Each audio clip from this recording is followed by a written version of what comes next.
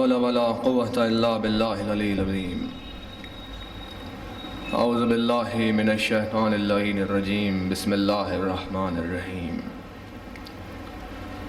الحمد لله الذي خلق الأرض والسماوات العلى الرحمن على العرش استوى له ما في السماوات وما في الأرض وما بينهما وما تحت الثرى. الله لا إله إلا هو له الأسماء الحسنى. ثم الصلاة والسلام والتحية والإكرام على أشرف المرسلين والأنبياء الذي يسمى ياسين وطه سيدنا ونبينا محمد المصطفى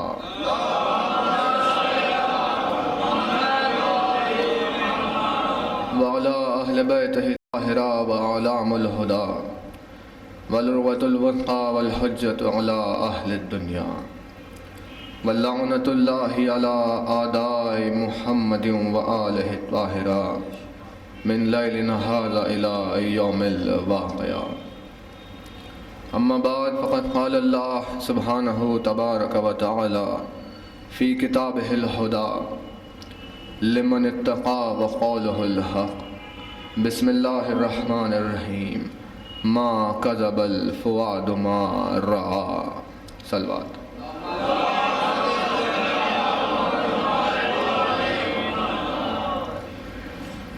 فرمانے سائق کردار ذی قوتوں و وقار مظہر پروردگار ساقی حوض الکوثر و صاحب ذوالفقار الامام العلی المختار. یہ فرمان ہوا زبان امیر المومنین سے الفاظ چلے اور علی نے کہا کہ علم ایک شجر ہے. امیر المومنین یہ فرماتے ہیں کہ علم ایک شجر ہے جو دل میں اگتا ہے. جہاں سے اس کی اصل ہے، جہاں اس کی جڑیں ہیں، وہ دل ہوتا ہے اور اپنے پھل کو زبان سے ظاہر کرتا ہے. علم ایک شجر ہے جو دل میں اگتا ہے اور زبان سے پھل دیتا ہے. یعنی کہ انسان کی زبان کے الفاظ سے پتہ لگ جاتا ہے کہ اس کے دل میں کیا اگا ہوا ہے. اس کے الفاظ علم اور تقوی اور پرہیزگاری کی باتیں ظاہر کرے تو مطلب صاف ہوا کہ اس کے دل میں تقوی کا جھاڑ اگا ہوا ہے. اس کے الفاظ سے بدکاری، بدکرداری، مکر و فریب کی چال چلیں تو پتہ چل جاتا ہے کہ اس کے دل میں مکر و فریب کا درخت اگا ہوا ہے. تو علم ایک شجر ہے جو سینے میں دل میں اگتا ہے اور زبان پر اپنے الفاظ، اپنے پھل کو زبان سے ظاہر کرتا ہے. تو اس وقت جب عام دل ہو، ایک عام دل ہو کہ جو علم حاصل کر رہا ہے، معرفت حاصل کر رہا ہے، وہ اگر ہو تو زبان سے اپنے علم کو، اپنے پھلوں کو ظاہر کرتا ہے. لیکن اگر وہ دل وہ ہو کہ جس پر قرآن کا نزول ہو جائے، وہ دل اگر وہ ہو کہ جس پر قرآن کی آیتیں نازل ہوتی ہے، تو اب علم کا اظہار نہیں ہوتا بلکہ دعوی سلونی ہوتا ہے.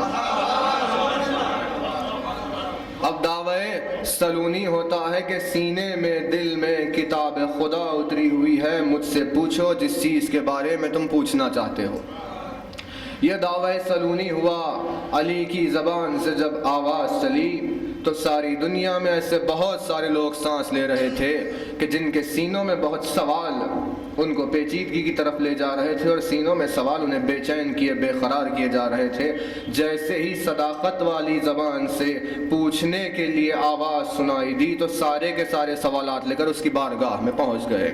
اور علی کی بارگاہ میں اتنے مشکل ترین سوال آئے ہیں اور ایسے مشکل مرحلوں کو علی نے طے کیا ہے اتنے مشکل مرحلے کہ علی کے سوائے کسی دوسری بارگاہ میں آتے تو کبھی حل نہیں ہو سکتے، اور علی نے ایک لمحے میں ان مشکلوں کو طے کیا۔ اس وجہ سے تمام بناؤں وجوہات میں سے ایک یہ بنی کہ علی کو مشکل کشا کہا گیا، کہ ایک ایک لفظ میں ایک ایک جملے میں فصاحت کر دیتا ہے، باتوں کو ظاہر کر دیتا ہے، مرحلوں کو طے کرتا ہے۔ تو لفظ جب علی کی زبان پر آتا ہے تو اس میں تاثیر پیدا ہو جاتی ہے۔ وہی لفظ عام طور پر سنائی دے لیکن الگ ہوتا ہے، لیکن وہ لفظ علی کی زبان سے ہو تو منور ہو جاتا ہے۔ الفاظ اسی زبان سے جاری ہو تو دلوں کو نورانی کر دیتے ہیں۔ وہ الفاظ اس کے ایسے کہ اگر پتھر کے سامنے رکھ دیے جائیں تو پتھر سے چشمے جاری ہو جائے، اور ایک مردہ دل اور پست ہمت انسان اپنے آپ کو جوان اور قوی ترین محسوس کرے اور اس کی ہمتیں جڑ جائے، وہ اس کے الفاظ کا استعمال ہوتا ہے۔ تو علی نے دل کی کیفیتوں کو بتایا کہ کیسی کیسی کیفیتوں سے گزرتا ہے۔ فرمان امیر المومنین میں یہ ہے کہ دل اندھا بھی ہو جاتا ہے۔ علی نے یہ بھی کہا کہ دل ایمان والا بھی ہوتا ہے، پر نور بھی ہو جاتا ہے، دل مر بھی جاتا ہے، دل زندہ بھی رہتا ہے، دل سانس بھی لیتا ہے، دل سوالوں کو محسوس بھی کرتا ہے، دل ہی تمہیں قوت اور ہمت عطا کرتا ہے۔ تو دل میں ہمت موجود ہوتی ہے، کسی بھی انسان کی ہمت اس کے دل میں ہوتی ہے۔ دل میں وہ ہمت موجود ہو، مثال کے طور پر ایک انسان کی مثال لے لیجئے کہ جو 10 کلو کا وزن اٹھا سکتا ہے، 10 کلو کا وزن اٹھا سکتا ہے، یہ اس میں طاقت موجود ہے، لیکن اس کو بخار آ گیا۔ اب جیسے ہی بخار آیا تو اس میں طاقت تو اتنی ہی ہے، لیکن اب 10 کلو وزن نہیں اٹھا سکتا کیونکہ ہمت کھو بیٹھا ہے۔ ہمت اس نے کھو دی ہے، تو جو ہمت کی ضرورت ہے کسی وزن کو اٹھانے کے لیے وہ دل عطا کرتا ہے کہ دل سے وہ ہمت ظاہر ہو تو وہاں سے وہ ہمت ملے تو پھر ان چیزوں کو مرحلوں کو طے کرے۔ تو ہمت دل میں ہوتی ہے، اور اطمینان اور پرخلوب کے لیے علی نے کہا کہ پروردگار کا نام وہ ہے کہ جو دلوں کی شفا اور دوا ہے، خدا کا نام وہ ہے کہ جو دلوں کو ہمت عطا کرتا ہے۔ یہی وجہ سے صاف دنیا کے سامنے ظاہر ہوا کہ ایک سوکھی ہوئی روٹی کو اپنے گھٹنوں سے توڑ کر کھانے والا اتنے قوی ترین اور بھاری لشکر پر کیسے غالب آ جاتا ہے۔ علی کی ہمت ان دنیاوی غذاؤں سے نہیں ہے، ہمت علی نام خدا سے ہے۔ علی تکبیر کہہ کر اللہ کے نام کو لے کر آگے بڑھتا ہے تو لشکروں پر غالب آتا ہے۔ یہ ہمت ہے اس کی، اس ہمت کی وراثت چلی تو کربلا کا میدان آیا، جہاں پر ایک تن واحد ہے کہ جس پر مصیبتوں کا پہاڑ صبح سے شام تک ٹوٹ رہا ہے، لاکھوں کا لشکر گھیرے ہوئے ہے، لیکن وہ تمام لاکھوں افراد کی ہمت ایک طرف اور اس ایک فرد تنہا کی ہمت ایک طرف، اور لاکھوں مل کر بھی ایک کی ہمت کو پست نہیں کر سکے، ایک کی ہمت پر لاکھوں غالب نہیں آ سکے۔ یہ نام خدا کے کرشمے ذات حسین سے ظاہر ہو رہے ہیں، ذات حسین سے ظاہر ہو رہے ہیں۔ تو یہ ہمت چلی، علی نے کہا دل میں اطمینان بھی ہوتا ہے، علی نے کہا دل میں اطمینان ہوتا ہے۔ اگر دل میں اطمینان نہیں تو ساری چیزیں متزلزل ہونے لگتی ہے، تمہارا ایمان بھی متزلزل ہو جاتا ہے کیونکہ وہ دل ہی میں ہوتا ہے۔ تو اپنے دلوں کو اطمینان کیسے حاصل کرایا جائے؟ نام ذکر خدا سے دلوں کو اطمینان حاصل ہوتا ہے، اللہ کے ذکر سے دل کو اطمینان حاصل ہوتا ہے۔ تو رسول اعظم نے اس مرحلے کو آسان کر دیا کہ جب اللہ کا تذکرہ ہو تو ایک ایسی ہستی ہے کہ جو سنائی نہیں دیتی، جو دکھائی نہیں دیتی، جس کے بارے میں ہم کچھ نہیں جانتے، وہ معرفتوں سے بلند و بالا ہے، ذہنوں میں کبھی سمانے والا نہیں ہے، تو اس کا ذکر کیسے کرے کہ جس کے صفات کی ہمیں خبر نہیں، جس کے صفات کی ہمیں خبر ہی نہیں۔ تو رسول اعظم نے اس مرحلے کو آسان کرتے ہوئے فرمایا اپنی مجلسوں کو زینت دو علی کے ذکر سے۔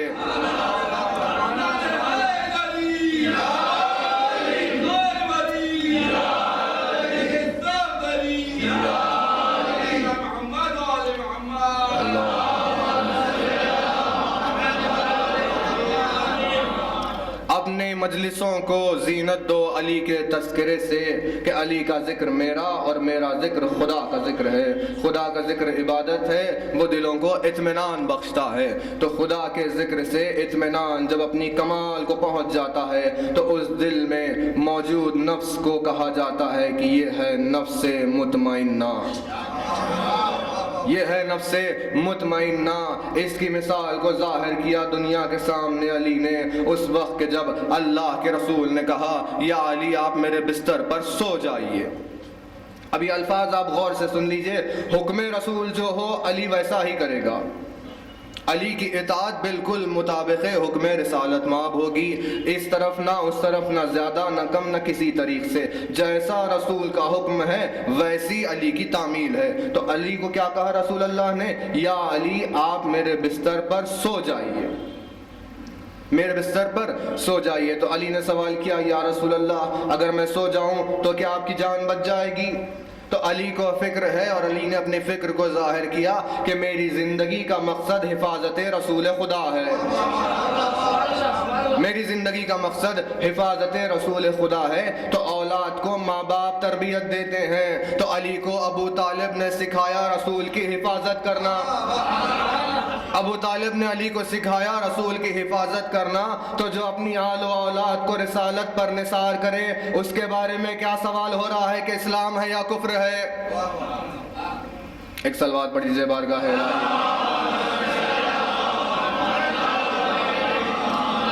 اس کے بارے میں کون سا سوال ہو رہا ہے؟ کفر ہے یا اسلام ہے؟ جس نے اپنی اور اپنے اولاد کی زندگی کو رسالت پر نثار کیا ہے. تو کہا کہ سو جائیے. تو علی نے کہا پوچھا یا رسول اللہ میں سو جاؤں آپ کی جان بچ جائے گی؟ کہا بالکل بچ جائے گی. تو علی نے کہا اگر آپ کی جان بچتی ہے تو علی سو جاتا ہے. تو علی سو جاتا ہے. تو اب دل کے اطمینان کو ظاہر کیا. تلواریں کھچے ہوئے باہر منافقین و مشرکین کھڑے ہوئے ہیں کہ علی کو قتل کرے. اب علی دکھنے میں بالکل رسول سا نظر آ رہا ہے، بالکل رسول سا نظر آ رہا ہے. اطمینان کی جو نیند علی نے اس رات سوئی اس الفاظ سے ظاہر ہوئے کہ جیسے شب ہجرت میں سویا ویسی میں نے اپنی زندگی میں کبھی نیند نہیں پائی. اتنے اطمینان سے علی سو رہا تھا. اسے کہتے ہیں یقین کی نیند، اسے کہتے ہیں یقین کی نیند. تو امیر المومنین کا ایک فرمان یہ ہے کہ شب کی نماز سے بہتر یقین کی نیند ہے، یقین کی نیند ہے. تو اب اگر آپ غور کریں تو نیند میں کبھی یقین نہیں ہوتا، نیند میں کبھی یقین نہیں ہوتا. نیند غفلت کو کہتے ہیں، نیند غفلت کو کہتے ہیں. آپ سو رہے ہیں، دنیا سے غافل ہے، بازو سے آ کر کوئی کچھ چیز لے کر چلا جائے آپ کو خبر نہیں کیونکہ غافل ہے، کیونکہ غافل ہے. تو نیند ہمیشہ غفلت کو کہا جاتا ہے، یقین کو نیند نہیں کہا جاتا. علی نے کیا کہا؟ یقین کی نیند شک کی نماز سے بہتر ہے. تو یقین کی نیند کون سی ہے یا علی؟ علی نے جواب دیا یقین کی نیند وہی ہے کہ جس میں رسالت کی حفاظت و محفوظی ہو جائے. رسالت تمہاری نیند سے محفوظ ہو جائے، اس نیند کو یقین کی نیند کہتے ہیں اور غفلت نہیں. یہ کوئی کہہ نہیں سکتا. اب وہ علی اور رسول کی باتوں کو، آپ نے کل بھی تو جملہ سنا، رسول اور علی کی باتوں کو کوئی سمجھ نہیں سکتا کہ کیا ہو رہا ہے. مجھے اس بات کا علم، ساری کائنات کو اس بات کا علم نہیں ہو سکتا کہ علی کس وقت کیا کام کر رہا ہے. ساری کائنات کو اس بات کا علم نہیں ہو سکتا. صرف اتنا کہا جا سکتا ہے کہ بھئی مجھے نظر آ رہا تھا کہ علی ایسا کر رہے تھے. یہ کہیے، آپ یہ نہیں کہہ سکتے کہ مجھے معلوم ہے علی یہ کر رہے تھے، کیونکہ آپ علی کے اسرار کو نہیں دیکھ سکتے. ظاہری چیز میں بس اتنا حصہ جتنا علی آپ کو دکھانا چاہ رہا ہے اتنا ہی دیکھ رہے ہو، اتنا ہی دیکھ رہے، اس سے بڑھ کر نہیں دیکھتے. اللہ کا رسول علی کو بستر پر لٹا کر چلا گیا، کسی کو نظر ہی نہیں آیا، کیونکہ رسالت نہیں چاہتی تھی کہ اس کو نظر آئے، لہٰذا انہوں نے وہ نہیں دیکھا جو رسول نہیں دکھانا چاہتے تھے. تو علی کی نیند کے بارے میں اب کون الفاظ کہے کہ علی سو رہے تھے یا جاگ رہے تھے، شب ہجرت سو رہے تھے یا جاگ رہے تھے، اس پر کون بحث کرے. حکم رسول کے مطابق تو علی سو رہے ہیں، حکم رسول کے مطابق تو علی سو رہے ہیں، لیکن نفس کی تجارت بتا رہی ہے کہ وہ جاگ رہا ہے. نفس کی مرضیوں سے تجارت بتا رہی ہے کہ وہ جاگ رہا ہے. تو جاگتے ہوئے سونا یہ کیا ہوتا ہے؟ سوتے ہوئے جاگنا اور جاگتے ہوئے سونا یہ کیا ہوتا ہے؟ علی نے کہا اسی کو یقین کی نیند کہتے ہیں. یہ دل کے اطمینان سے حاصل ہوتی ہے. جب تمہارا دل منزل اطمینان پر پہنچ جائے خدا کے ذکر سے, اس وقت یہ کیفیتیں آتی ہے, اس وقت یہ کیفیتیں آتی ہے. تو اطمینان والا یہ دل علی کا کہ جو شب ہجرت تلواروں میں آرام سے سو رہا ہے, یہ وراثت چلتے ہوئے حسین کو میدان کربلا میں آئی کہ جب اطراف میں لشکر گھرا ہوا, اطراف کے ہر مقام سے نیزے و تلوار اور چمکتے ہوئے ہتھیار ہے, لیکن حسین کے دل میں اطمینان ہے. دل حسین میں اطمینان, یہاں تک کہ پروردگار نے کہا یا ایتھا النفس المطمئنہ, اے وہ کہ جو نفس مطمئنہ ہے, اے وہ کہ جو نفس مطمئنہ ہے. تو میر انیس نے وراثت کو بھی لکھا کہ کس طرح شجرے سے باپ ماں سے ہوتے ہوئے صفات اولاد میں پہنچتے ہیں. تو حسین نے میدان کربلا میں جب اپنے آبا و اجداد کا تعارف کرایا کہ میں رسول کا نواسا علی و فاطمہ کا بیٹا ہوں, تو وہ صفات جو رسول و علی و فاطمہ میں موجود تھے وہی حسین میں بھی آئے, کیونکہ ماں باپ کے صفات اولاد میں جاتے ہیں. جب رجس پڑی تو میر انیس نے نظم کیا کہ حسین نے کہا ماں طاہرہ جد طیب و پاکیزہ پدر پاک, ماں طاہرہ جد طیب و پاکیزہ پدر پاک, رحمت سے تیری کیوں نہ ہو ایسوں کا پسر پاک. ماں طاہرہ جد طیب و پاکیزہ پدر پاک, رحمت سے تیری کیوں نہ ہو ایسوں کا پسر پاک. گلشن کی زمین پاک, شجر پاک, ثمر پاک, گھر پاک, جگہ پاک, صدف پاک, گوہر پاک. گلشن کی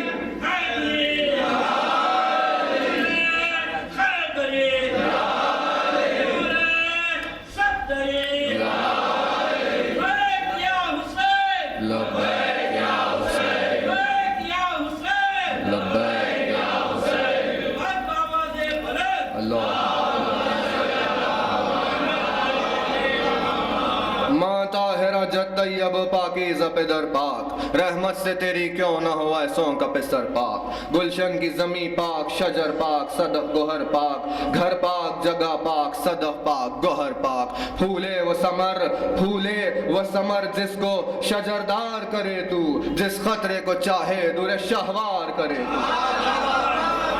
یہ توحید پروردگار کے اوصاف میں حسین کی زبان سے جملے چل رہے ہیں کہ معبود ایسے بندوں پر رحمت کرتا ہے. تو آپ کے سامنے آج مجھے 2 مرحلے طے کرنے ہیں, 2 مرحلے, ایک ابھی طے کر دوں اور پھر ایک تھوڑی دیر کے بعد دوسرے مرحلے پر آنا ہے. اور پہلا مرحلہ آپ کے سامنے یہ ہے کہ علی نے دل کے صفات بیان کیے, امیر المومنین نے اپنے خطبے میں دل کے صفات بیان کیے. تو اب ہر وہ شخص جس کے پاس دل موجود ہو, جس کے پاس دل موجود ہو, وہ ان الفاظ کو بغور سنے. اور دل اسی کے پاس ہوتا ہے جس میں ابھی درد باقی ہو, درد باقی ہو. درد نہیں, ضمیر نہیں, اشکوں کے بہنے کا وسیلہ نہیں, تو وہ دل نہیں بلکہ پتھر ہو گیا ہے. اب وہ پتھر ہو گیا ہے. تو دل ہونے کی دلیل یہی ہے کہ ضمیر اور ندامت کی وجہ سے, محبت اور مودت کی وجہ سے آنسو جاری ہو جائے. یعنی کہ یہ الفاظ صرف حسین کے عزاداروں کے لیے ہے, صرف حسین کے عزاداروں کے لیے یہ الفاظ ہے جو علی نے کہے. اب اس دنیا میں ایک پروفیشن ہے جسے کہا جاتا ہے کہ بھئی وہ ہے سائیکیاٹرسٹ. یعنی کہ اب اسے چاہے دنیا والے جو چاہے کہہ لے, لیکن اس سے ان لوگوں کو ہم پاگل کہتے ہیں. ان کا یہ دعویٰ ہے کہ وہ لوگوں کے ذہنوں کو پڑھ لیتے ہیں. اب کوئی اگر عجیب حرکتیں کرنے لگے تو ان کے سامنے چلے جائے کہ بھئی ان کا علاج کر دیجیے گا, تو وہ کہتے ہیں کہ ہم ان کے دل میں جھانک سکتے ہیں, ہم ان کے دل میں جھانک سکتے ہیں اور اس طرح مرحلوں کو طے کر لیں گے. تو ایسے ہی غرور اور تکبر میں ملوث ایک صاحب تنہا کو لگ رہا تھا کہ بہت علم ان کے پاس موجود ہے, وہ بہت ساری چیزیں جانتے ہیں, دل پر بڑی ریسرچ کر رہے تھے. اور پھر انہوں نے یہ تعریف کی اور یہ الفاظ کہے کہ بھئی زمانہ ایسا آ گیا کہ آج تو کچھ دنوں کے بعد ہارٹ ٹرانسپلانٹ ہو جائیں گا, یعنی کہ دل کو نکال کر دوسرے سینے میں ڈال دیا جائے گا. اگر یہ انسان کا دل خراب ہو جائے تو پھر کسی اور کا لے کر جو اچھا ہے وہ ڈال دیا جائے گا. تو میں نے ان سے پوچھا کہ بھئی اب آپ اتنے بڑے عالم ہیں تو ایک سوال کا جواب دیجئے, اور وہ یہ ہے کہ یہ بتائیے کہ اگر ایک نیک انسان کے سینے کو پھاڑ کر اس کا دل نکال کر اگر بد انسان کے سینے میں ڈال دے تو کیا وہ نیک ہو جائے گا؟ تو کیا وہ نیک ہو جائے گا؟ تو اب سوچنے لگے کہ بھئی اس سوال کا تو جواب ہمارے پاس نہیں، کافی بہت سارے سوالوں کا جواب نہیں، کیونکہ علم انسان کی زندگی میں زبان سے ظاہر ہوتا ہے جو دلوں میں اگتا ہے۔ اب جب دل ہی یہاں سے وہاں متزلزل ہونے لگے، زمین ہی ٹھہری ہوئی نہیں ہے، تو اس پر شجر کیسے اگیں گے؟ اس پر کیسے شجر اگیں گے؟ تو اس وقت اب علی نے اوصاف بیان کیے۔ تو اب یہ دنیا میں بہت سارے آپ کو مل جائیں گے عجیب و غریب انسان جو ان لوگوں کی تعریف کرتے ہیں کہ بھئی کیا انسان کے دل کو پڑھ لیتا ہے۔ تو جس کو نگاہوں میں علی کا یہ خطبہ نہیں گزرا وہ دنیا کی تعریف کرے، ہم کیوں اس کی تعریف کریں؟ ہمیں تو باب مدینۃ العلم کے علاوہ کسی اور سے وابستگی نہیں ہے۔ پروردگار کے اسرار جس سینے میں ہو، ہم اس سینے کے سامنے ہاتھ پھیلائے یا دنیا کے سامنے ہاتھ پھیلائے؟ معبود کے اسرار کا خزانہ ہے علی۔ اب جو زائرین جا رہے ہیں، خدا جن کو نجف کی زیارت میسر کرے اور جو نہیں گئے ان سب کو بھی کرے۔ وہاں جب چلے جائیں تو زیارت امیر المومنین میں جو اعمال ہے، تیسری زیارت امیر المومنین میں، اس میں علی کی زری کی طرف قریب کھڑے ہو کر جب اس سمت کی طرف آپ سلام کر کے زیارت پڑھتے ہیں تو اس میں ایک فقرہ ہے جس میں کہا جاتا ہے سلام ہو اس پر کہ جو پروردگار کے اسرار کا جاننے والا ہے، سلام ہو اس ذات پر کہ جس کے دل میں معبود کے اسرار چھپے ہوئے ہیں۔ تو اس کے دل میں اسرار الہی موجود ہو، اس سے بڑھ کر دنیا کا کون ہے؟ کون؟ کوئی نہیں۔ تو دل کے اوصاف بیان کیے علی نے کہ انسان دل کی کیفیات کیسی ہوتی ہے۔ اب آپ ان جملوں کو بغور سنیے گا اور پھر ہر وہ انسان جو دل رکھتا ہے محسوس بھی کر لے گا کہ میرے پاس یہ چیز موجود ہے کہ جس کے بارے میں علی جملہ کہہ رہا ہے، علی جملہ کہہ رہا ہے۔ تو دل پر جب خطبہ ہوا شروع علی کا تو اس وقت ایسے الفاظ کہے کہ وہ سارے کے سارے الفاظ لوگوں کے دلوں میں اتر گئے۔ جب علی نے دل پہ بات کی تو اس کے الفاظ دل میں اتر گئے اور ایسے الفاظ کا استعمال ہوا کہ ان جملوں کو سن کر اس پر دل آ گیا۔ اب علی کی محبت میں دل دھڑکنے لگے گی۔ کیا الفاظ کہہ رہے ہیں؟ فرمانے امیر المومنین ہوا کہ انسان کا دل ایک قابل تعجب شے ہے۔ انسان کا دل ایک قابل تعجب شے ہے۔ وہ ان چیزوں کو جن کا تعلق علم سے ہوتا ہے ان کو تو اپنے اندر آنے دیتا ہے۔ وہ چیزیں جن کا علم سے تعلق ہے ان کو تو اپنے اندر آنے دیتا ہے، لیکن وہ چیزیں کہ جن کا علم سے کوئی تعلق نہیں ہوتا ان کو بھی اپنے اندر آنے دیتا ہے۔ یعنی دانائی کے ساتھ ساتھ کبھی کبھی بے وقوفی کی باتیں کر دیتا ہے۔ دل ایسا ہوتا ہے۔ یہ پہلی صفت بیان کی۔ اس کے بعد کہا دل ایک ایسی شے ہے کہ جب اس میں کسی بات کے لیے خواہش پیدا ہو جائے، کسی چیز کے لیے خواہش پیدا ہو تو اس خواہش کو پورا کرنے میں جلد بازی کرنے لگتا ہے۔ اس خواہش کو پورا کرنے میں جلد بازی کرنے لگتا ہے، اور اگر جلدی سے اس کی خواہش کو پورا کر دو تو ایک خواہش اور لے کر بیٹھ جاتا ہے، ایک خواہش اور لے کر بیٹھ جاتا ہے۔ کسی وجہ سے اگر ٹوٹ جائے تو اپنے آپ پر رحم کرنے لگتا ہے، گویا کہ اس سے بڑا مظلوم کوئی دنیا میں نہیں ہے، گویا کہ اس سے بڑا کوئی مظلوم دنیا میں نہیں ہے۔ اور اگر کسی وجہ سے غصے میں آ جائے تو یہی معصوم اور مظلوم دل بڑی خطرناک باتیں بھی کرنے لگتا ہے، بڑی خطرناک باتیں بھی کرنے لگتا ہے۔ دل ایسا ہوتا ہے، علی فرماتے ہیں کہ دل ایسا ہوتا ہے کہ اگر اس کی بہت زیادہ تعریف کر دی جائے تو وہ لاپرواہ ہو جاتا ہے اور بالکل ساودھانی نہیں برتتا، لیکن اس میں کسی بات کا خوف بیٹھ جائے تو کچھ زیادہ ہی پرواہ کرنے لگتا ہے اور ہر قدم پھونک پھونک کر رکھتا ہے۔ آپ سن رہے ہیں کہ علی دل پر کیسے الفاظ کہہ رہے ہیں؟ کہ آپ کا دل اس کے الفاظ پر آ رہا ہے یا نہیں آ رہا ہے؟ تو دھڑکنے کی آواز تو سنائی نہیں دے رہی اگر یہ کہ اس کی دھڑکن میں تیزی ہوئی ہو۔ ایک صلوات پڑھ لیجیے بارگاہ میں۔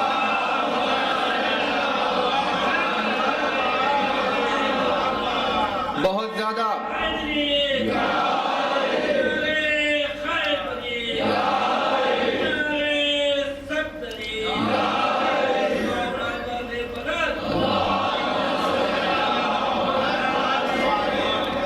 اس کی اگر بہت زیادہ تعریف کر دی جائے تو لاپرواہ ہو جاتا ہے، کسی چیز میں ساودھانی نہیں رکھتا، لیکن اس میں کسی بات کا ڈر بیٹھ جائے تو ہر قدم پھونک پھونک کر رکھتا ہے اور کچھ زیادہ ہی ساودھان ہو جاتا ہے۔ امیر المومنین نے فرمایا اگر اس میں آنے والی خواہشوں کو پورا نہ کیا جائے اس میں آنے والی خواہشوں کو اگر پورا نہ کیا جائے تو اس وقت چھڑچھڑا ہو جاتا ہے اور کسی سے سیدھے منہ بات بھی نہیں کرتا، اور اگر اس کی خواہشوں کو ایک کے بعد ایک پورا کرتے چلے جاؤ تو اس کے اندر کا ضمیر مر جاتا ہے، اس کے اندر کا ضمیر مر جاتا ہے۔ اس کو اگر یہ محسوس ہو جائے کہ وہ بہت محفوظ ہے تو اس وقت بیکار کی خواہشیں اس میں پیدا ہونے لگتی ہے۔ اگر اس کو یہ محسوس ہو جائے کہ بہت محفوظ ہے تو بیکار کی خواہشیں پیدا ہونے لگتی ہے۔ اگر اسے بہت زیادہ آزادی دے دی جائے تو وہ فضول خرچ ہو جاتا ہے، تو اب آخر میں اتمام کرتے ہوئے علی نے جو جملہ کہا، اس جملے کے سامنے سارے فلسفے کار اور سائنسدانوں کی کوئی اوقات نہیں۔ ثنا کرتے رہے روز اول سے لے کر روز محشر تک کہ علی نے کیا الفاظ کہے۔ امیر المومنین فرماتے ہیں لہٰذا جان رکھو، لہٰذا اس بات کو جان لو کہ وہ ساری چیزیں کہ جن کی تمہارے دل کو ضرورت ہے، ساری وہ چیزیں جن کی تمہارے دل کو ضرورت ہے، اگر وہ کم ہو جائے تو وہ خطرناک ہو جاتا ہے۔ ساری چیزیں جن کی اس کو ضرورت ہے اگر وہ کم ہو جائے تو خطرناک ہو جاتا ہے، اور وہ ساری چیزیں جس کی اس کو ضرورت ہے اگر وہ زیادہ ہو جائے تو بے ایمان ہو جاتا ہے۔ کم ہو جائے اگر چیزیں تو وہ خطرناک ہو جاتا ہے، زیادہ ہو جائے وہ چیزیں تو وہ بے ایمان ہو جاتا ہے۔ علی نے کہا یاد رہے کہ تمہارا دل 4 چیزوں سے مر جاتا ہے، تمہارا دل 4 چیزوں سے مر جاتا ہے۔ پہلی، گناہ کے بعد گناہ، گناہ کے بعد گناہ، گناہ کے بعد گناہ کرتے رہنے سے تمہارے دل مر جاتے ہیں، تمہارے دل مر جاتے ہیں۔ دوسری، علی نے کہا بے وقوف لوگوں کی صحبت میں پھرتے رہنے سے تمہارے دل مر جاتے ہیں، بے وقوفوں کی صحبت میں زیادہ رہنے سے تمہارے دل مردہ ہو جاتے ہیں۔ تیسرے، علی نے کہا زیادہ وقت عورتوں کے درمیان میں بیٹھے رہو گے تو تمہارے دل مر جائیں گے، زیادہ وقت عورتوں کے درمیان میں گزارو گے تو تمہارا دل مر جائے گا۔ چوتھے، علی نے کہا اگر تم مرے ہوئے لوگوں کے ساتھ رہو گے تب بھی تمہارے دل مر جائیں گے، تب بھی تمہارے دل مر جائیں گے۔ ایک سوال کرنے والا اٹھا، اس نے پوچھا یا علی میرے مولا میری جان تجھ پر نثار، یہ بتا کہ یہ مرے ہوئے لوگ کون ہیں؟ یہ مرے ہوئے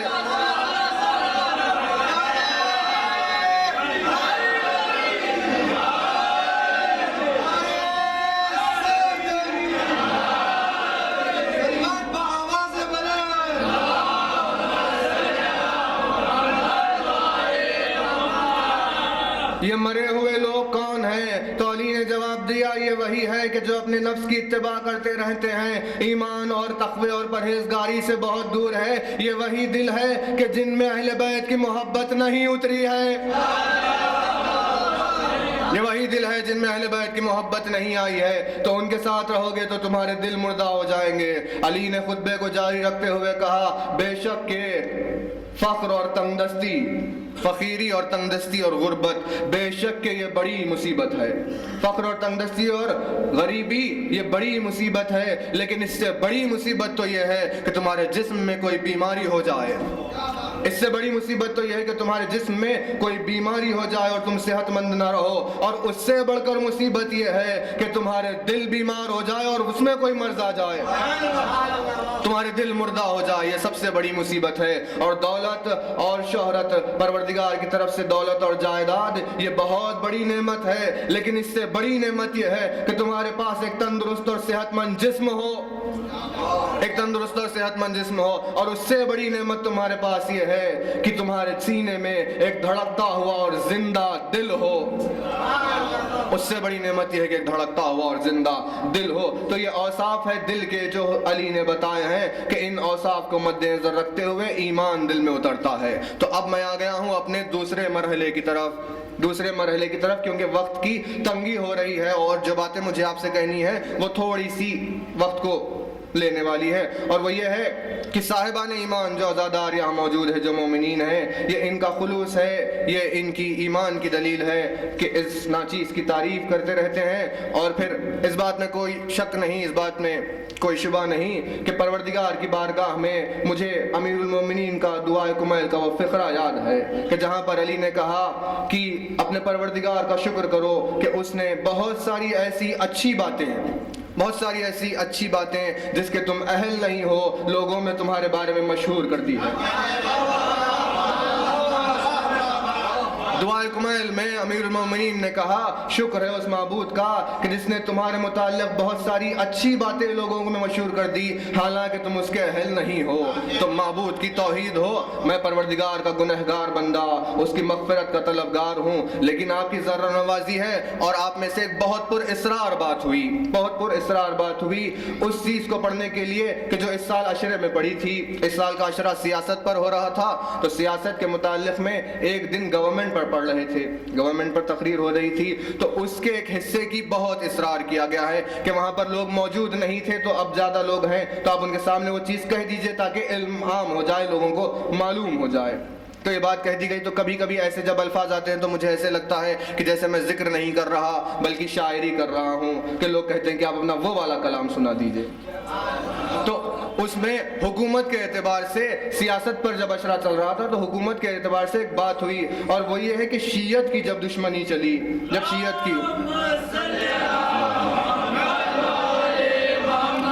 جب دشمنی چلی تو سیاست نے ایک چال چلی، وہ یہ ہے کہ حکومتوں کو بدنام کرو، حکومتوں کو بدنام کر دو اور ہر حکومت کو کرپٹ حکومت بنا دو، یعنی کہ بیکار اور ایمان سے دور والی حکومت بتا دو، اور ہر حکومت کی شکل بگاڑ کر لوگوں کے سامنے رکھو تاکہ لوگوں کا ایمان حکومت سے اٹھ جائے، لوگوں کا ایمان حکومت سے اٹھ جائے۔ اور جب ساری حکومتوں سے بیزار ہو جائیں گے تو جب دور آخر میں وراثت رسول خدا لے کر امام وقت کا ظہور ہوگا، امام وقت کا ظہور ہوگا، تو اس وقت بھی لوگ اس حکومت کو تسلیم نہ کریں اور وہ کہیں کہ بھائی ساری حکومتیں، ہم نے بہت ساری حکومتیں اب تک دیکھی ہے، ساری کی ساری ایمان سے دور تھی، ظالمانہ تھی، تو اب اس حکومت کا بھی وہی حال ہوگا، لہٰذا اس نظریے کو لوگوں کے دماغ میں بٹھا دو، اس وجہ سے حکومت کو بدنام کر دو۔ اور اسی وجہ سے انہوں نے برے حاکموں کو، جن کے پاس حکمت کا ہنر نہیں ہے، ان برے تمام حاکموں کو لا کر لوگوں کے سامنے رکھ دیا کہ دیکھو یہ کیسا حاکم ہے، یہ کیسی چیز ہے، یہ حکومت بیکار حکومت ہے۔ ساری بری مثالوں کو عام کر کے لوگوں کے سامنے رکھ دیا کہ بھئی حکومتوں سے بیزار ہو جاؤ۔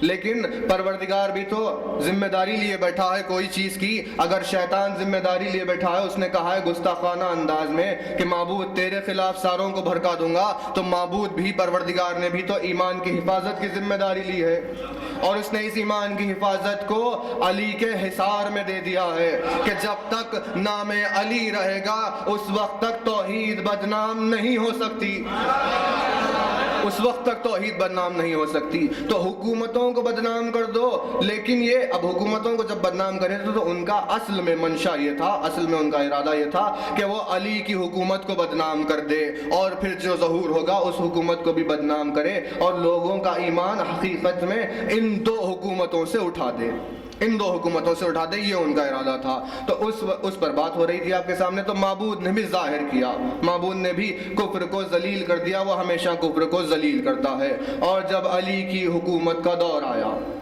جب علی کی حکومت کا دور آیا تو سارے سیاسیات کے بیچ میں علی کی پر امن اور عدالت اور انصاف والی حکومت قائم ہوئی۔ اس وقت علی نے مالک کو مصر کا والی بنایا، تو ایک جملہ علی نے کہا، اور وہ جملہ یہ ہے کہ جب حاکم بنا کر بھیجا مالک کو تو علی نے کہا مالک یاد رہے حاکم کو ایسے نہیں چاہیے کہ اپنی رعایا پر درندے کی مانند رہے، حاکم کو نہیں چاہیے کہ اپنی رعایا پر درندے کی مانند رہے، کہ موقع پاتے ہی ان پر جھپٹ پڑ جائے۔ یاد رہے کہ وہ دو طریق سے تمہارے بھائی ہے، اگر کلمہ پڑھتے ہیں تو تمہارے مسلمان بھائی ہے، اور اگر نہیں پڑھتے تو انسانیت کے اعتبار سے تمہارے بھائی ہے۔ تو حاکم اپنی رعایا کا خیال رکھے، یہ نہ دیکھے کہ وہ کون سے مذہب و ملت کا ہے۔ علی نے تفرقوں کو اسی وقت مٹا دیا جب مالک کو والی مصر بنا کر بھیج رہے تھے۔ تو جب ختم تحریر کی یہ جملہ، تو یہود و نصارہ کی گورنمنٹ نے، یہود و نصارہ نے ان چیز کو اپنے ملکوں میں لگا دیا، اپنے ملکوں میں ایک بڑی ہورڈنگ پر لگایا، اس میں لکھا امام علی نے فرمایا ہے۔ تو یہ لوگ ان مسلمانوں سے تو بہتر ہے جو علی کے اقوال تو کہتے ہیں لیکن علی کا نام نہیں لیتے کہ یہ علی نے کہا ہے۔ تو اس بات کو چھپانے کی وجہ کیا ہے؟ کوئی تو چیز ہے جو مکر و فریب پردے میں چل رہا ہے۔ جب آپ نے علی کے الفاظ کہے تو کیوں نہیں کہا کہ امیر المومنین نے فرمایا ہے؟ آپ کو چاہیے علی کے ہر جملے سے پہلے اس بات کو واضح کرے کہ یہ جملہ باب مدینۃ العلم علی کی زبان سے جاری ہوا ہے، یہ جملہ اس کی زبان سے جاری ہوا ہے۔ تو اس علی کے اس جملے کو ہورڈنگ بنا کر لگا دیا۔ اب اس کی فوٹو سارے میسیجز میں آ رہی ہے کہ یہود و نصارہ نے لگا دیا اس وقت کہ علی نے کہا کہ حاکم کو نہیں چاہیے کہ رعایا پر ظالم رہے اور موقع پاتے ہی ان پر جھپٹ جائے، کہ وہ دو طریق سے تمہارے بھائی ہے، کلمہ پڑھتے ہیں تو ایمان والے ہیں، اور اگر نہیں پڑھتے ہیں تو انسانیت کے اعتبار سے تمہارے بھائی ہے۔ یہ جملہ رکھا۔ تو اب آپ غور سے سن لیجئے کہ حکومت کو کس طرح بدنام کرنے کی کوشش تھی، اور پروردگار نے کیسے نام علی سے حفاظت کی چیزوں کی، کیسے نام علی سے حفاظت کی چیزوں کی۔ تو اب آپ کے سامنے جس چیز کو میں رکھنے والا ہوں وہ تھوڑی سی ہمت والی شے ہے، وہ تھوڑی سی ہمت والی اور آپ کی توجہات کی طالب ہے۔ اب اگر آپ لوگ بغور سن رہے ہیں تو ایک باواز بلند صلوات پڑھ لیجئے۔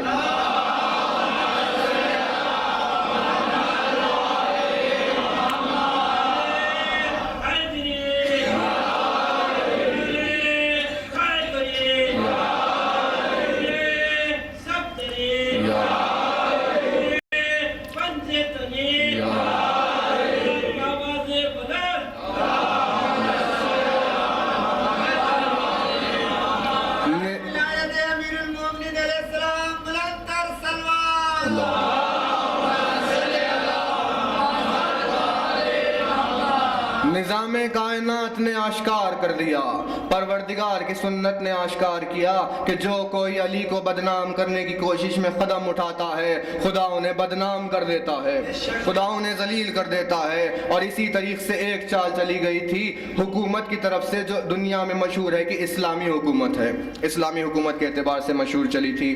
اور آپ کے سامنے تھوڑی سی اس کی تفصیل پہلے سے بیان کر دوں کہ UDHR یعنی کہ universal declaration of human rights, تو دوسری جنگ عظیم میں جب ہزاروں اور لاکھوں لوگ مر گئے تو اس وقت دوسری جنگ عظیم ورلڈ وار 2 کے بعد دنیا کو یہ احساس ہوا کہ انسانی زندگی کی قیمت بڑی گر گئی ہے، انسانی زندگی کی قیمت بہت گر گئی ہے، بہت کم ہو گئی ہے۔ تو اس وقت انہوں نے کہا کہ ہم ایک قانون بنائیں گے، ایک قانون ہم بنائیں گے جو ساری دنیا میں عام ہوگا، حقوق انسانیت کے اعتبار سے ایک قانون بنائیں گے جو ساری دنیا میں بالکل عام ہوگا۔ تو اس وقت 1948 میں 10 دسمبر 1948 میں UNO جو ورلڈ پارلیمنٹ کہہ لیجئے اس کو، اب آپ UNO جو موجود ہے اس کے 6 پرنسپل باڈیز ہے، جس میں سے ایک ہے UNGA، جس کا مطلب ہے، ایک صلوات پڑھی جائے بارگاہ الہی میں،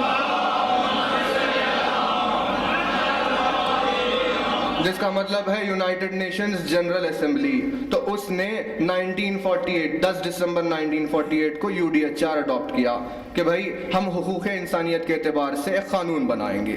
تو HR کونسل بن گئی کہ بھائی ہیومن ریسورس کونسل بناؤ، اور انہوں نے 47 الگ الگ ملکوں سے رائے لی، 47 الگ الگ نیشن سے رائے لی کہ بتائیے آپ کی کیا رائے ہے، آپ کی کیا رائے ہے، وہاں کا کیا کلچر ہے، وہاں کی کیا تہذیب ہے، وہاں پہ کیسی چیزیں ہوتی ہے، ہم ان تمام کو ملا کر ایک یونیورسل قانون بنائیں گے، تمام کو ملا کر ایک قانون بنائیں گے جو ساری دنیا میں عام ہوگا۔ تو ان تمام سے جب رائے لینے لگے تو ان 47 ملکوں کی فہرست میں ایک ملک سعودی عرب بھی ہے، ایک ملک سعودی عرب بھی ہے جس کا ٹرم ایکسپائر ہوگا 2016 میں، اگلے سال وہ ایکسپائر ہو جائے گا۔ تو سعودی سے جب رائے لی کہ بھئی آپ کی کیا رائے ہے، آپ کیا کہنا چاہتے ہیں، تو سعودی نے کہا کہ بھئی یہ جو آپ باتیں کر رہے ہیں یہ ساری کی ساری معاشرے میں نامحرموں کا آنا جانا، یہ ساری چیزیں یہ اسلام میں حرام ہے، یہ ہمارا مذہب نہیں ہے، ہمارا قانون تو بس یہ قرآن ہے، ہمارا قانون تو بس یہ قرآن ہے۔ یہ کہہ کر قرآن کو UNO کے سامنے رکھ دیا۔ تو اب UNO حیرت میں پڑ گئی کہ بھائی یہ کیا قرآن کو درمیان میں لا دیا، اب یہ حکومت کا فیصلہ کہاں باقی رہا، اب تو یہ مذہبی مسئلہ ہو گیا کہ اب اگر اعتراض کر دے اس حکومت پر تو پھر قرآن پر اعتراض ہو جائے گا، قرآن پر اعتراض ہو جائے گا تو سارے مسلمان درہم و برہم ہو جائیں گے۔ تو خاموشی اختیار کر لی کہ بھئی خاموش ہو جاؤ، یہ عجیب لوگ ہیں۔ اب قرآن کو پیش کر دیا، لیکن اس کے بعد جو دنیا کے حالات چلنے لگے اس میں روزانہ یہی مشہور ہو رہا تھا کہ دن بدن سعودی کی حکومت انسانی حقوق کے اعتبار سے پستی کی طرف جا رہی ہے، پستی کی طرف جا رہی ہے۔ وہاں حقوق انسانی کا، انسان کے جذبات کا کوئی خیال نہیں رکھا جاتا، انسانوں کو جانوروں جیسا رکھ رہے ہیں۔ اس طریقے سے بدنام ہو رہی تھی وہ حکومت۔ سارا وقفہ 1948 سے لے کر گزرتا رہا، سارا وقفہ گزرتا رہا تو آخر میں انہوں نے 13 نومبر 2013 کو 6 گروپس نے UN کے 6 گروپس نے عبداللہ ابن عبدالعزیز کو ایک خط لکھا جو 2005 میں وہاں کا کنگ بنا، اب مشہور بھی ہے اس کے لیے کہ مر بھی گیا ہے۔ تو اب مر گیا ہو تو قیامت کے آثار میں سے بھی ایک یہ ہے کہ آخری حکومت جب مر جائے گی تو اس کے بعد سلسلہ نہیں چلے گا، کیونکہ حسب و نسب سے پریشان رہیں گے، پریشان رہیں گے کہ اب کسے حاکم بنائیں، کس کو ملک دیں۔ تو وہ اب مر گئے، اس کے افسانے چل رہے ہیں، لیکن اس خبر کو اب چھپایا جا رہا ہے۔ بہرحال میڈیا ان کے بہت سارے کام کرتا چل رہا ہے۔ تو 2005 میں وہ کنگ بنا 13 نومبر 2013 کو۔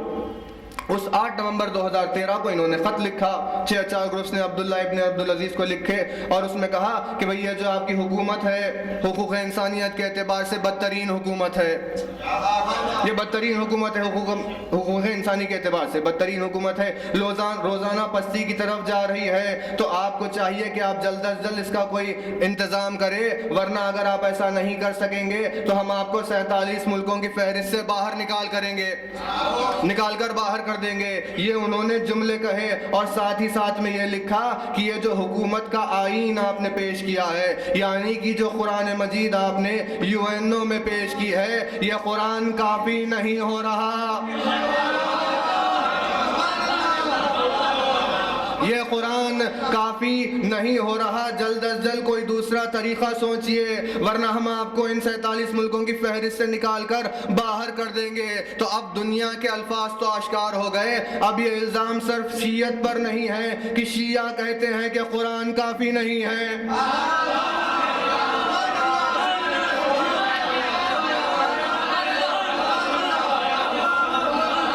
صرف شیعہ کہتے ہیں کہ قرآن کافی نہیں ہے، بلکہ اب تو یہود و نصارہ بھی کہہ رہے ہیں کہ قرآن کافی نہیں ہے۔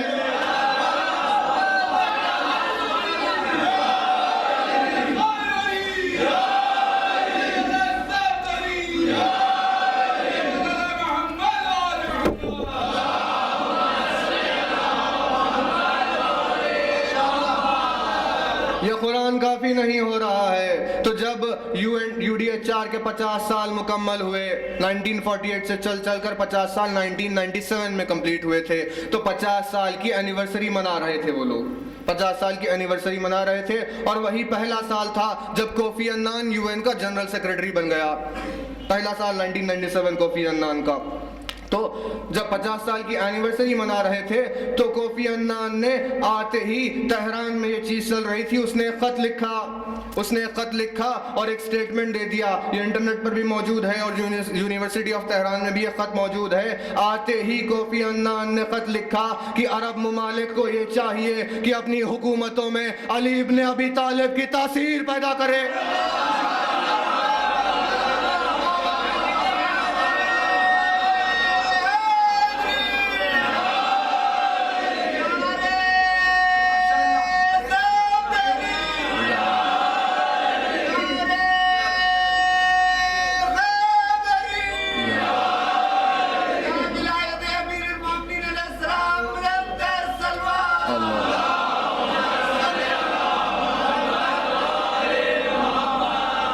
یہ حکومتوں کو چاہیے کہ علی کی حکومت کی تاثیر اپنے میں پیدا کرے۔ یہ کون سی حکومت چلا رہے ہیں؟ تو 1997 میں اگر کوفی عنان کی اس بات کو سن لیتے تو 2013 میں دنیا قرآن پر اعتراض نہیں کرتی، 2013 میں قرآن پر دنیا اعتراض نہیں کرتی۔ تو جب قرآن پر یہ اعتراض ہوا تو انہوں نے دیکھا کہ قرآن پر سب سے زیادہ عمل کرنے والا عرب کی حکومتوں میں وہی علی ابن ابی طالب ہے کہ جس کی حکومت بلندیوں کی بلندی پر فائز ہے، معراج کی اونچائیوں پر فائز ہے۔ جب انہوں نے یہ دیکھا تو اب قرآن پر اعتراض نہیں کرنے لگے، انہوں نے کہا کہ بھئی علی ہے وہ ہستی جو قرآن پر عمل کرتی ہے اور قرآن کو انہوں نے پیش کیا ہے، تو اگر حکومت خراب ہے تو قرآن میں نقص نہیں، اس حکومت کا نقص ہے، اس حکومت کا نقص ہے، اور یہ قرآن کی اتباع نہیں کر رہے ہیں، یہ قرآن کی اتباع نہیں کر رہے ہیں۔ تو نام علی نے قرآن کے وقار کو بچا لیا، علی کے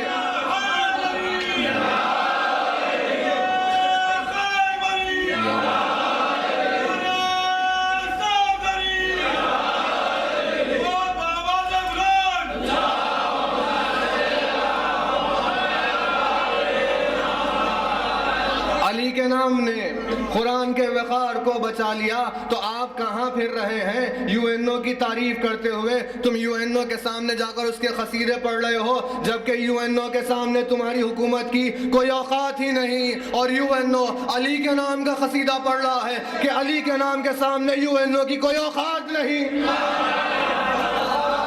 کوئی اوقات نہیں۔ تو آپ نے کتاب خدا کو پیش کر دیا، تو جیسے یو این او میں کتاب گئی تو اس نے پلٹ کر جواب دیا کہ یہ کیا صرف کتاب لے کر آئے ہو، اہل بیت کہاں ہیں؟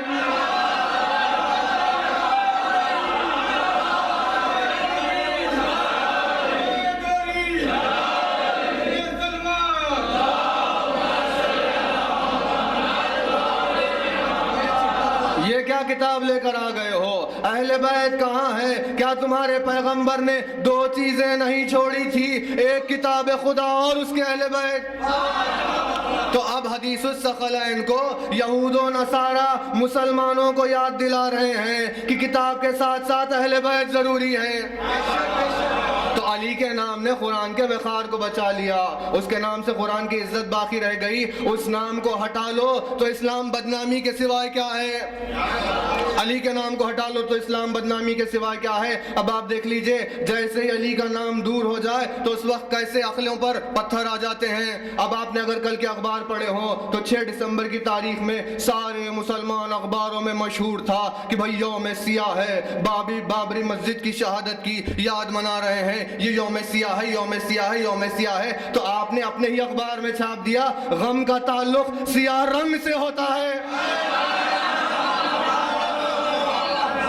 غم کا تعلق سیاہ رنگ سے ہوتا ہے۔ مسجد کی شہادت میں سیاہ دن ہو جائے، حسین کا قتل ہو جائے اور عزادار سیاہ لباس نہ پہنے،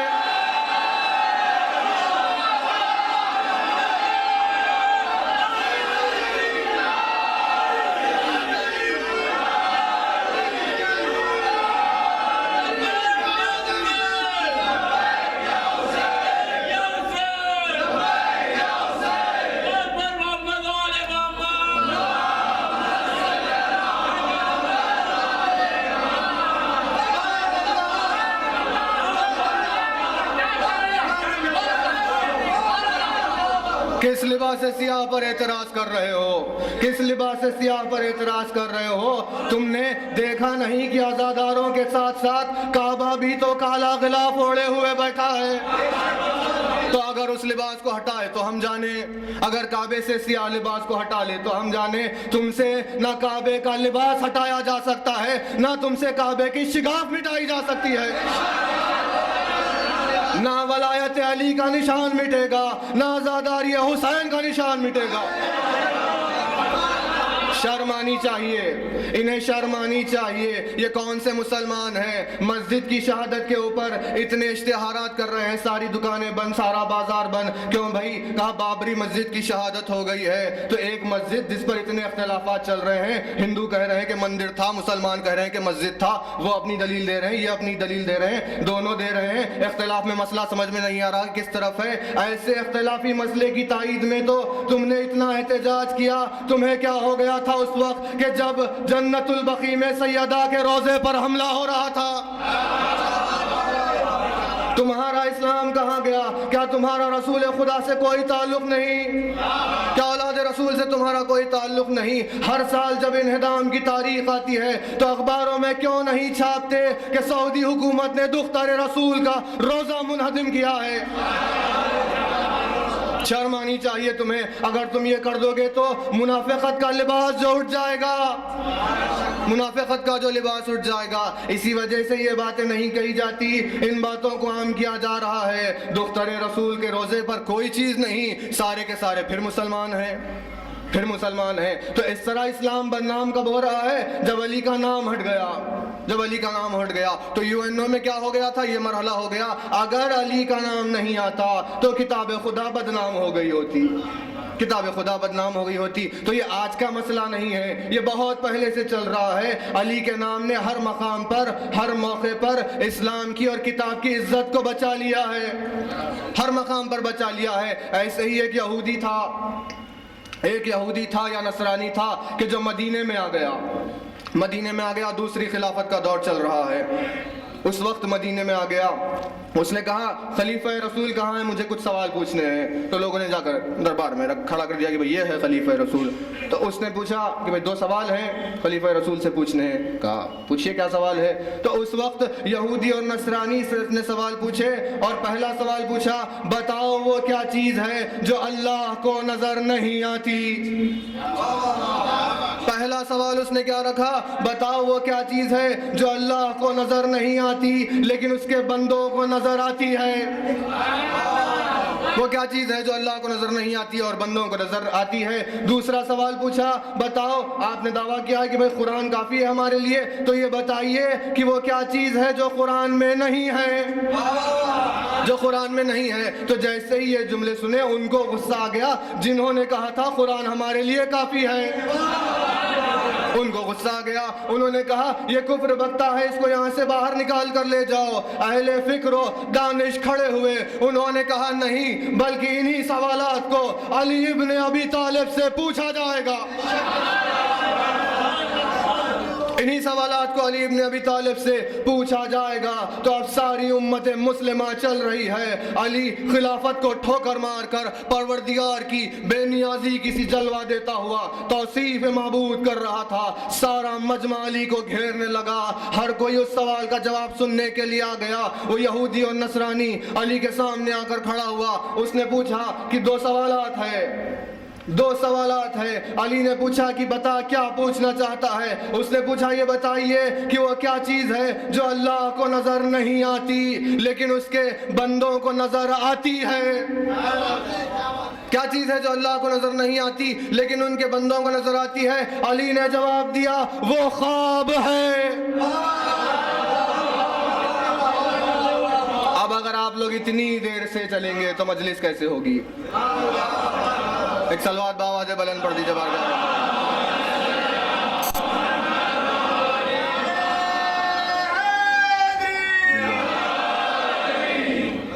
تو کیا توحید کا جلوہ محسوس کیا کہ نہیں کیا آپ نے؟ جب پوچھا کہ بتاؤ وہ کیا ہے جو اللہ نہیں دیکھتا بندے دیکھتے ہیں، علی نے جواب دیا وہ خواب ہے. خواب کیونکہ اللہ نہیں سوتا بلکہ بندے سوتے ہیں. اس کو نیند نہیں آتی نہ اونگ آتی ہے، وہ ہمیشہ کا جاگنے والا ہے. اس طرح جواب دے کر توحید کو بلند کر دیا، توحید کی شان کو ظاہر کیا. جب علی نے کہا کہ معبود خواب نہیں دیکھتا بندے دیکھتے ہیں، اس نے پوچھا دوسرا سوال میرا یہ ہے بتائیے وہ کیا چیز ہے جو قرآن میں نہیں ہے. علی نے جواب دیا قرآن میں جھوٹ نہیں ہے.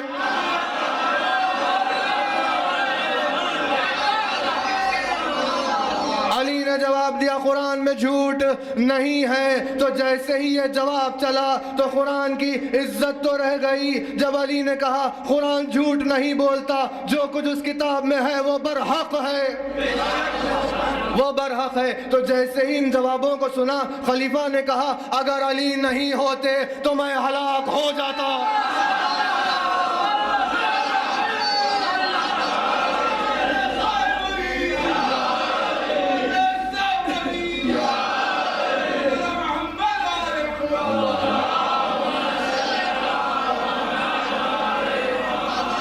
تو کم سے کم آپ ہماری نہ صحیح اپنے خلیفہ کی سن لیجئے کہ جہاں پر انہوں نے کہا حکومت تباہ ہو جائے گی جب علی کی حکمت مدد کو نہیں آئے گی، تو اس طرح قرآن کے وقار کو بچایا. تو یہ حکومتیں جو چل رہی ہے اس کی تعظیم علی کے نام سے ہو رہی ہے. تو ہم پر کوئی فرق نہیں پڑتا چاہے سیاست حکومت پر کتنا حملہ کیوں نہ کرے، جو علی کی حکومت گزری ہے. اب یہ آپ کے سامنے UNDP کی 2002 کی رپورٹ ہے. یہ UNDP کی 2002 کی رپورٹ ہے جس میں انہوں نے فقرے لکھے اور پہلا جملہ لکھا عرب ممالک کو چاہیے کہ علی ابن ابی طالب کا وہ قول یاد رہے کہ حاکم کو نہیں چاہیے اپنی رعایا پر ظالم بن جائے کہ موقع پاتے ہی ان پر جھپٹ جائے. وہ 2 طریق سے تمہارے بھائی ہے، کلمہ پڑھتے ہیں تو مسلمان بھائی، نہیں پڑھتے تو انسانیت کے اعتبار سے بھائی ہے. اس میں علی کا یہ قول لکھا جہاں پر علی نے کہا کہ حاکم کو چاہیے کہ دوسروں کو تعلیم دینے سے پہلے خود تعلیم حاصل کرے.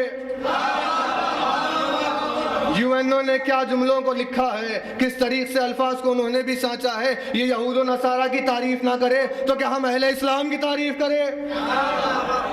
لکھا کہ حاکم کو چاہیے کہ دوسروں کو تعلیم دینے سے پہلے خود تعلیم حاصل کرے، کہ دوسروں کو زبان سے الفاظ نہ کہے بلکہ خود عمل کر کے دکھائے، کہ زیادہ قابل تعریف وہ ہے کہ جو خود میدان عمل میں اترا ہوا ہے، نہ کہ وہ کہ جو زبان سے الفاظ کہتا ہے۔ انہوں نے لکھا کہ ساری دنیا کی آدم سے لے کر آخری اس دور کی حکومت تک علی کی 4.5 سالہ حکومت کی برابری کوئی نہیں کر سکتا۔ آج کی اس دنیا کی ترقیوں کے باوجود بھی ہم خاسر ہیں ویسی حکومت کو فائز کرنے سے کہ جیسی علی نے کی تھی۔ 2 وجوہات بتا دیے، جس میں سے پہلی رکھی ایک یہ کہ علی کی دور حکومت میں 4.5 سال کے دور حکومت میں ایک رات ایسی نہیں گزری کہ جب کوئی مسکین بھوکا سویا ہو۔ جب کوئی مسکین بھوکا سویا ہو۔ آپ کہاں الفاظ سن رہے ہیں؟ یہود و نصارہ کہتے ہیں ایک رات نہیں تھی کوئی فقیر اور مسکین بھوکا رہ گیا ہو جب علی کی 4.5 سالہ حکومت میں کوئی ایسا دن نہیں تھا، کوئی ایسی رات نہیں تھی۔ تو غور کرنے والی بات تو یہ ہے کہ لیلۃ الحریر میں میدان صفین میں رات کے وقت جنگ چھڑ گئی، رات کے وقت جنگ چھڑ گئی، اندھیرے میں حملے ہونے لگے، علی کی ذوالفقار اندھیرے میں چل رہی ہے، تو خلیفۃ المسلمین تو صفین میں جنگ میں مصروف ہے، لیکن مکے میں، مدینے میں، بصرے میں، یمن میں، مصر میں، ساری دنیا میں حکومت اسلامی کے ہر دائرے میں اس رات کوئی بھی مسکین بھوکا نہیں سویا۔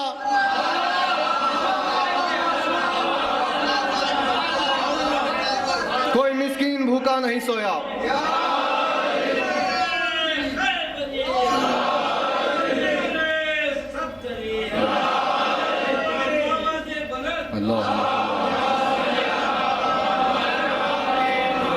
کہ خلیفۃ المسلمین جنگ میں ہے لیکن رعایا کو کھانا مل رہا ہے، اسے کہتے ہیں مظہر خیر الرازقین، مظہر خیر الرازقین۔ دوسری لکھی علی کے 4.5 سالہ دور حکومت میں ایک دن ایسا نہیں گزرا کہ جب عرب کے جاہلوں میں سے کسی نے بھی ایک مرتبہ چوری کی ہو، ایک مرتبہ چوری کی ہو، کسی کو ضرورت نہیں پڑی، مال غنیمت سے سب کو اپنا حصہ مل رہا تھا، سب کو اپنا حصہ مل رہا تھا۔ اب انہوں نے کہا آج کے اس ترقی دور میں ہم خاسر ہیں ایسی حکومت فائز کرنے سے کہ جس میں کوئی ایک رات بھوکا نہ سوئے اور کوئی ایک دن کسی ملک میں چوری نہ ہو۔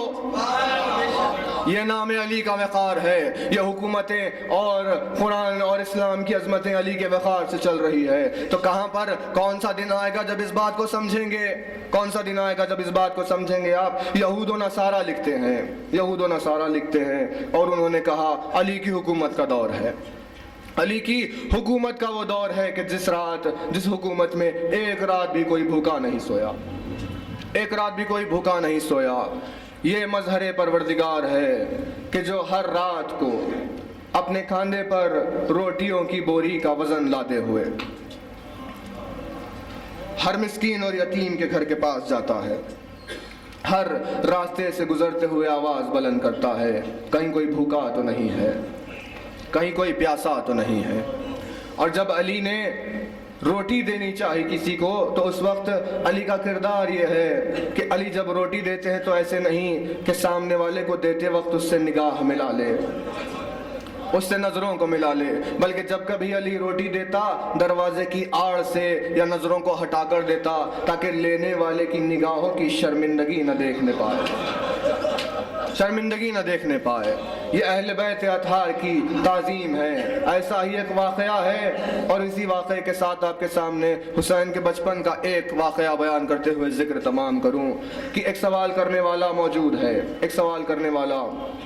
یہ مصائب اس وقت کے ہے کہ جب حسین نے اپنے چاہنے والوں کو یاد کیا، اپنے چاہنے والوں کو یاد کیا، حسین کا دل بھر آیا۔ جب دل ٹوٹا تو پھر حسین کو اپنے شیعہ یاد آ گئے۔ یہ وہ موقع ہے کہ جب لشکر یزید کے سامنے کھڑے ہو کر اپنے 6 مہینے والے کو ہاتھوں میں اٹھائے ہوئے تھے۔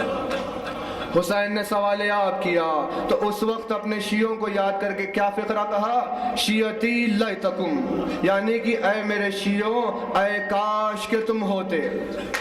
لفظ کاش کو حسین نے استعمال کیا، اے میرے شیعوں، اے کاش کہ تم کربلا کے میدان میں ہوتے تو دیکھتے کہ میں کیسی غربت سے سوال پوچھ رہا تھا، میں کیسی غربت سے سوال پوچھ رہا تھا، اور کوئی نہیں تھا جو مجھ پر اس وقت رحم کرتا، کوئی مجھ پر رحم کرنے والا اس وقت موجود نہیں تھا۔ تو ایک چاہنے والے کا گزر ہوا، حسین ماخا راستے سے گزر رہے تھے، ایک چاہنے والے کی نگاہ پڑی، اس نے حسین کے قریب آ کر کہا یا حسین نادار ہوں، فقیر ہوں، امداد فرمائیے گا۔ حسین نے کہا میرے ساتھ میرے گھر کو چل، اس کو لے کر اپنے گھر کے پاس آ گئے، دروازے کے سامنے ایک مقام بتایا کہ یہاں کھڑے رہنا، میں ابھی جواب دیتا ہوں، اور اس کو وہاں کھڑا کر دیا، اور اندر سے ایک اشرفیوں کی تھیلی لے لی اور لے کر دروازے کے پاس آ گئے، اور آڑ سے اس کو وہ عطا کر دی کہ یہ لے اور چلا جاؤ۔